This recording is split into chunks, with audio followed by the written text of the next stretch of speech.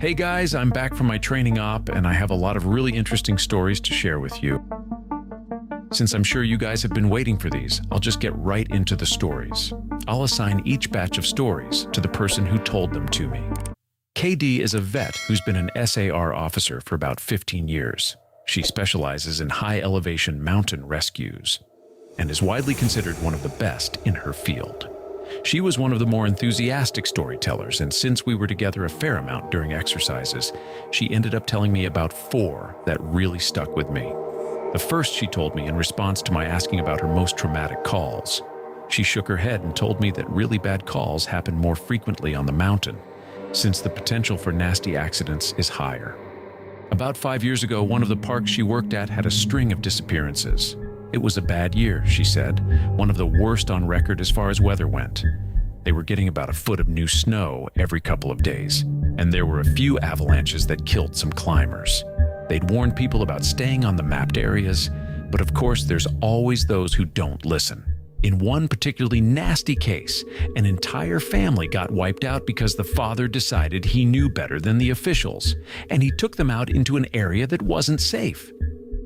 They were snowshoeing, and as best KD could figure, they'd walked onto a shelf of snow that looked solid, but actually wasn't. It gave way, and this family went ass over tea kettle almost 300 feet down a slope.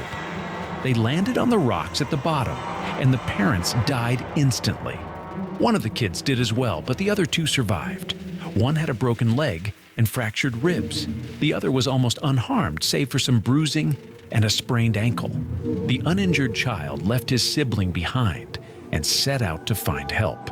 KD said the kid didn't make it more than half a mile before a storm overtook him. Kids stopped to try and get warm, or maybe just to rest, and ended up freezing to death. They ended up finding the family with the help of some witnesses who saw them heading out into the wilderness, and she was the one to find the kid who'd frozen to death looking for help. She said it had started to snow, just enough to obscure long-distance vision, but not enough to make searching impossible. She saw a figure sitting in the snow up ahead, and she got to it as quickly as possible. She described in detail how, as she got closer, she realized first that it was a child, second that they were deceased, and third that they had frozen in one of the most pitiful positions she's ever found a corpse in.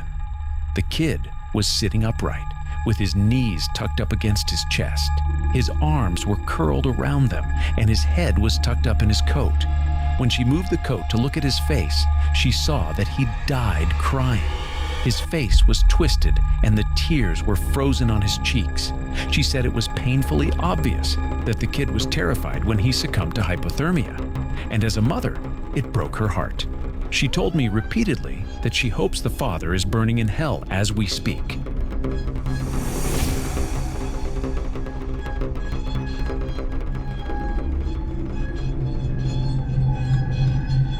The other traumatic story she told me that stood out, in my mind, was one that happened when she was a rookie. Her team got a report of an experienced climber who hadn't come home the previous day. His wife was convinced that something bad had happened because he'd never failed to come home on time. They went out looking for him and had to climb what sounded like some very technically challenging parts of the mountain. They got to a relatively flat area, and KD started seeing blood in the snow. She followed the trail, and as she went, she started seeing little bits of tissue. She wasn't sure exactly what body part it had come from, but the farther she followed it, the more there was. She follows this blood and tissue trail to a sheltered area under a cliff face, and she finds the climber. She said there was so much blood, more than she'd ever seen before. He was lying face down, one arm stretched in front of him, as if he'd died crawling. She looks closer and sees that he's been partially disemboweled, which is where the tissue she'd seen had come from. The guy has an ice pick tucked into a hip holster, and it's covered in blood. Of course, they'll never be sure exactly what happened, but she said as best she can figure, this is what went down. The guy had been attempting to climb up to the next area and had been using his ice axe to ascend. He'd probably hit a loose patch and had fallen. On the way down, or possibly when he landed, he'd gotten impaled by the axe, and it had disemboweled him. He'd drug himself along, tearing pieces of himself out as he went, and had died under the cliff face. She isn't terribly bothered by gore, but I guess a few of the guys who came to help her remove the body threw up when they turned him over, and a good portion of his intestines spilled out. I mentioned to her that I was interested in hearing about any experiences she had with people completely disappearing. "Want to hear a real doozy?" she asks. She tells me about how when she first started, there was a case that got a lot of attention in the media. A family had been out berry picking in an area of the forest very close to the entrance of the park. They had 2 little boys, both under the age of 5, and at some point during the day, one of them vanishes. There's an absolutely massive search, and they find absolutely nothing. It's another of those cases where it's like, the kid was never there in the first place. The dogs just sit down and don't pick up on anything. No trace of the kid is found. The search goes on for about 2 months, but is eventually called off. Fast forward to 6 months later. The family comes back to place flowers at a memorial that's been set up there for the kid. They bring their other son. While they're placing the flowers, they lose sight of the kid for about 3 seconds, and in that span of time, he vanishes into thin air.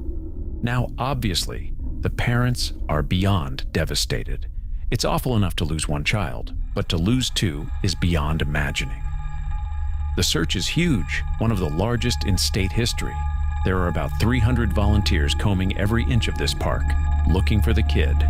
But again, there's no trace of him. The search goes on for about a week, with people looking miles from the part of the park he vanished from. And then, almost 2 weeks later, a volunteer, almost 15 miles from the designated search area, radios in that he's found the kid.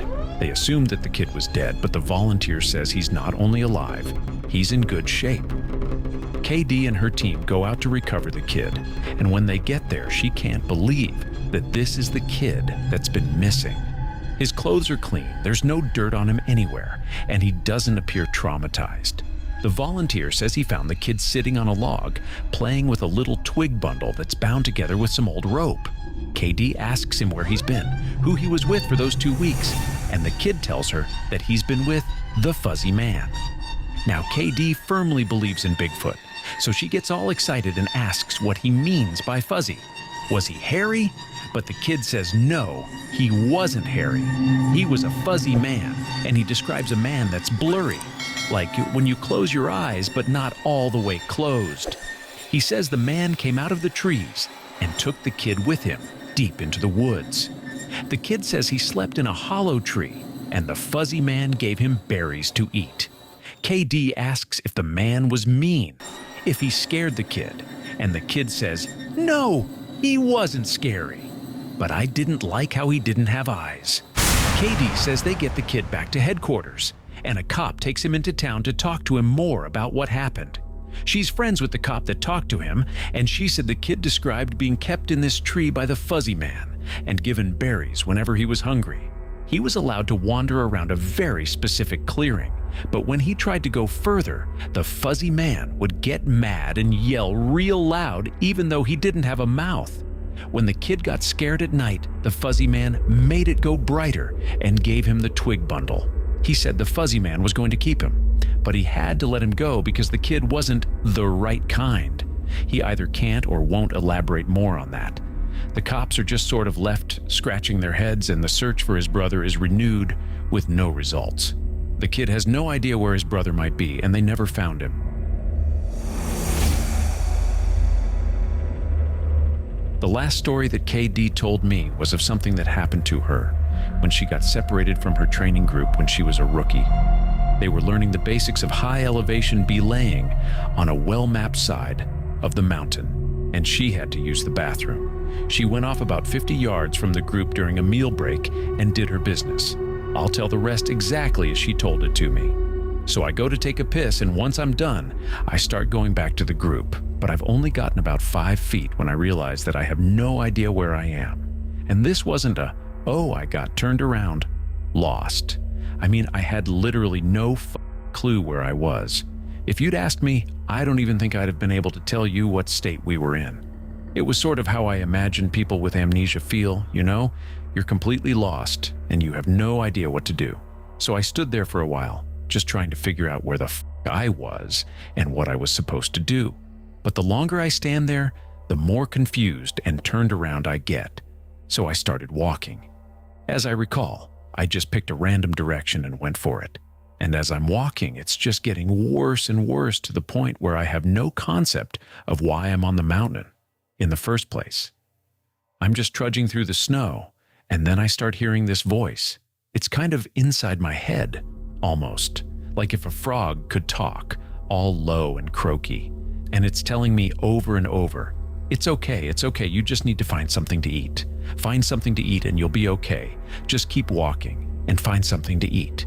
Eat, eat. So I start looking around for anything that I can eat, and I swear to God I've never felt that hungry in my whole life. It was bottomless, and I think I'd have eaten just about anything you put in front of me right then. I had no concept of time, so I had no idea how long I'd been out when I hear an actual voice coming toward me. I go toward it and see one of the other SARs, and he looks fucking terrified. He's running toward me, asking if I'm okay and what the hell I'm doing out here. And the scary thing was, as he's running toward me, I kind of see myself reaching into my belt for my hunting knife. I'm not even really thinking about what I'm doing, but what I am thinking is that I have to eat. If I don't eat, I'll never be okay again. So I just have to eat. He sees me doing that and he backs off right away. He yells at me to put my knife away, that he's not going to hurt me, and that kind of snaps me back. All of a sudden, I know exactly where I am, and I put the knife away. I run to him and ask him how long I've been gone, thinking he'll tell me I've been gone for half an hour or so. But he tells me I've been gone for 2 effing days. I've gone over 2 peaks and ended up almost on the other side of the mountain. And if I'd kept going, I would have ended up wandering into about 300 miles of wilderness. They'd never have found me. He can't believe I'm not dead, and of course, I don't know what the f to think. To me, no time has passed at all. I don't say anything. I just go back with him to a rendezvous point, and I'm taken back to HQ to be airlifted to the hospital. When I get there, they do all kinds of tests and try to figure out what happened. As best they can guess, I had some kind of weird fugue state, which is kind of like amnesia, or a weird seizure that knocked my brain out of whack. But the truth is that we really don't know. It's never happened again, but I'll tell you, ever since then I never go out there alone. People rag on me for making them come with me when I have to leave the group, but I just tell them that listening to me piss in the snow is better than losing me for 2 effing days on a freezing mountain. The next person I talked to was EW, a former trainer who now works as an EMT. He still comes to ops like this to help out, but doesn't work full-time for us anymore. He specialized in finding lost kids. He just seemed to have a 6th sense when it came to knowing where they'd gone. He's a legend among the more senior vets, but he gets embarrassed if you compliment him on his work. He sat down with me at dinner one evening and we ended up swapping stories. Most of them were just casual, but when we got on the subject of our weirder calls, I mentioned that I'd had a buddy who'd gone up a set of stairs. He got kind of quiet and asked me if I'd heard of a little boy who disappeared from his park a few years back. I hadn't, so he told me this story. They were out looking for this 11-year-old boy, Joey, who'd gone missing near a river.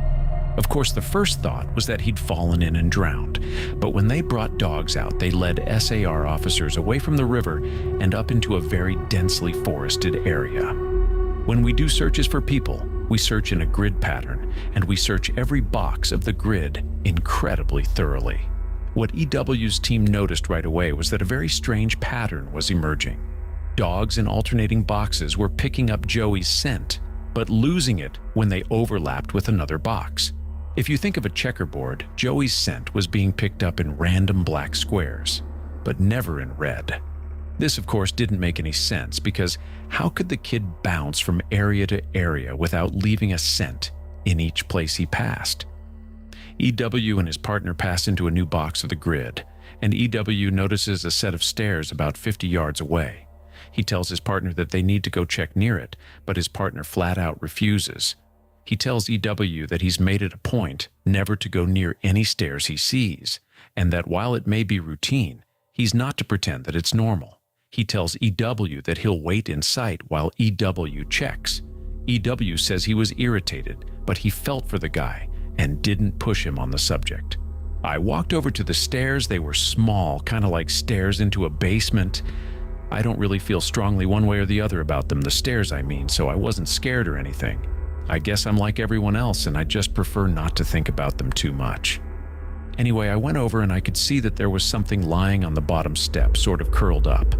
My ear sinks, because of course you always hope for the best, and we were confident that we'd find this kid alive, because he'd only been missing for a few hours. But I knew right away that it was him, and that he was dead.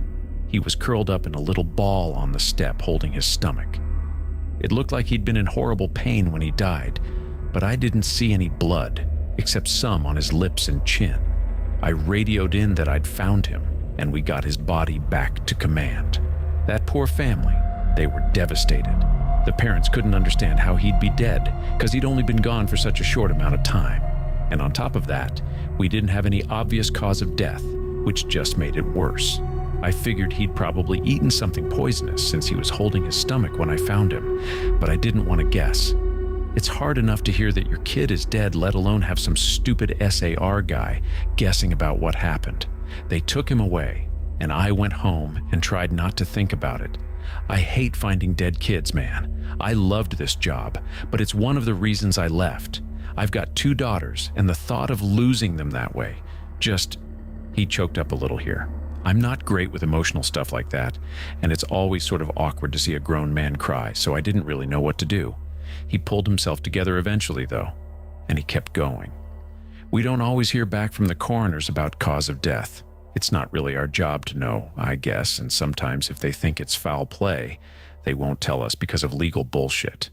But I've got a friend who works for the sheriff's department, and he'll usually pass along any interesting info if I ask. In this case, though, I actually got a call from him about a week later. He asks if I remember the kid, and of course I do. And he says some seriously weird shit is going on.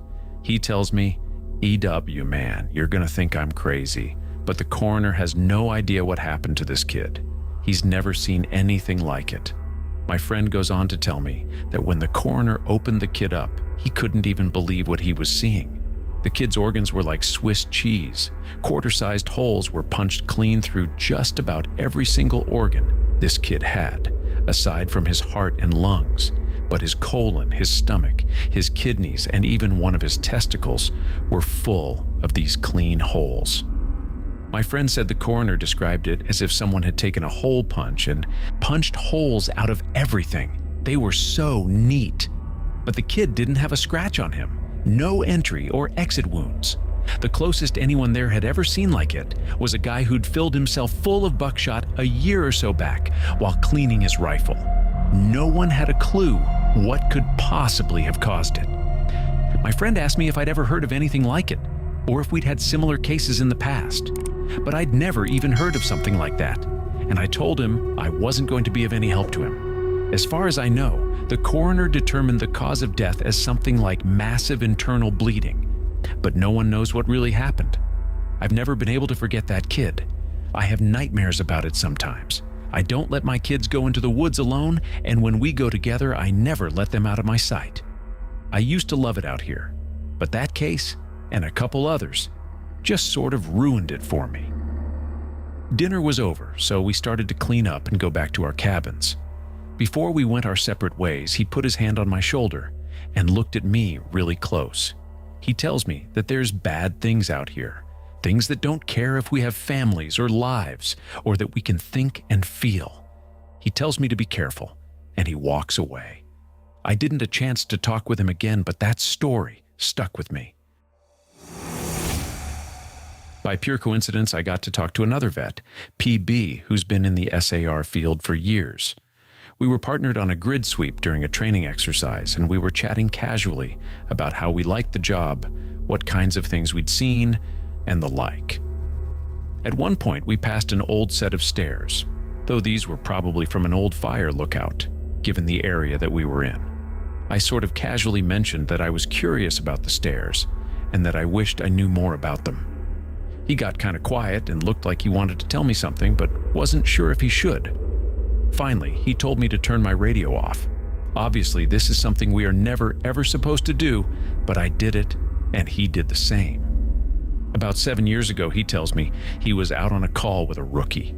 They were in an area of the park that's had a lot of strange reports and events, disappearances, stories about lights in the forest, odd noises, things like that. The rookie was totally spooked, kept going on and on about things out in the woods. According to PB, the guy wouldn't stop talking about the goat man. Just on and on, goat man this and goat man that. Finally, I told him that there was plenty else to be afraid of out here that was very real and that he'd better get over this thing with the goat man. The rookie wanted to know what kinds of things I was talking about, and I just told him to shut up and walk. We crested a little ridge, and there was a staircase about 10 yards ahead. The rookie stops dead in his tracks and just stands there looking at them. I tell him, "See?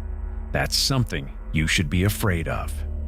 The rookie asks me what the hell these are doing out here, and for some reason, I just open up and tell him the truth.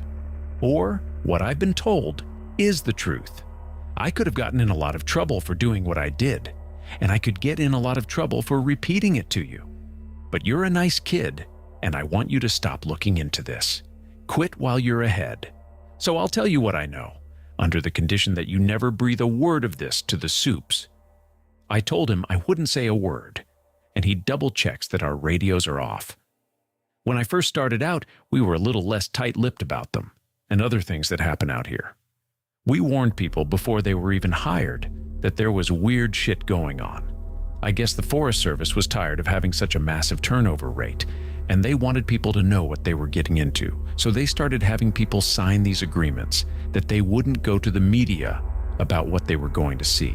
The FS didn't want to scare people away, so the last thing they needed were spooked rookies running off to the media with stories of ghosts and haunted stairs. But eventually, they found that the agreements weren't necessary. People not only didn't want to talk about what they saw, they wouldn't. A few times, media tried to talk to people when kids or hikers would disappear and no one would say a word. I can't really explain it. I guess we just don't really want to admit anything is wrong. This is our job, to be out in the woods every single day. We don't need to be spooked, and the best way to avoid that is to pretend like everything's okay. So I'll tell you everything I can think of, and after that, I'm done talking about it for good, and I expect you not to bring it up around me, ever. The stairs have been out here as long as the parks have existed.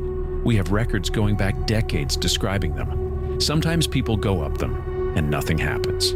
Other times, look, I really don't like talking about this, but sometimes really bad shit happens. I saw one guy get his hand sliced clean off when he got to the top step. He reached out to touch a tree branch, and it happened so fast. 1 second his hand was there, and the next, it was gone. Completely clean wound. We didn't find his hand, and the guy almost died. Another time, a woman touched one of the stairs, and a blood vessel in her brain exploded. Literally exploded, like a water balloon. She sort of stumbled down and came over to me, and all she got out was, "I think something is wrong with me." She dropped like a sack of flour, dead before she hit the ground. I'll never forget the way the blood leaked into the inside of her eye. Before she died, I watched it turn red.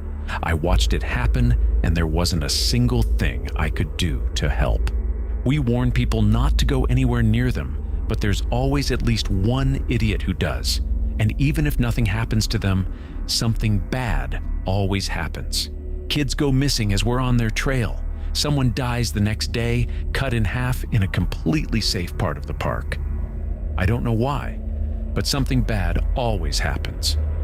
I don't know exactly why they're out here, but it doesn't matter. They're here, and if we were smart, we'd tell our new officers exactly what they're capable of. We were both quiet for a little while. I was afraid to talk because I wasn't sure if he was done. He looked like he wanted to say something else. Finally, he spoke up again. "Have you ever noticed how you can't find the same ones twice?" I nodded, expecting him to continue, but he just stayed quiet, walking alongside me, and eventually he started a story about the biggest deer he'd ever seen in the park. I didn't bring up the subject again, and I didn't press him for any more stories. He dropped out of the op the next day. Apparently, he left before the sun came up. He said he was sick. None of us have heard from him since he left. I'm going to stop here for the time being. I'll try and post more stories in the coming days, but what with it being the start of spring, things are pretty busy here. Thanks for the continued interest, guys. I really appreciate your interest, and to allow more content to follow, please like and subscribe. It helps me more than you can imagine. Until the next time, bye.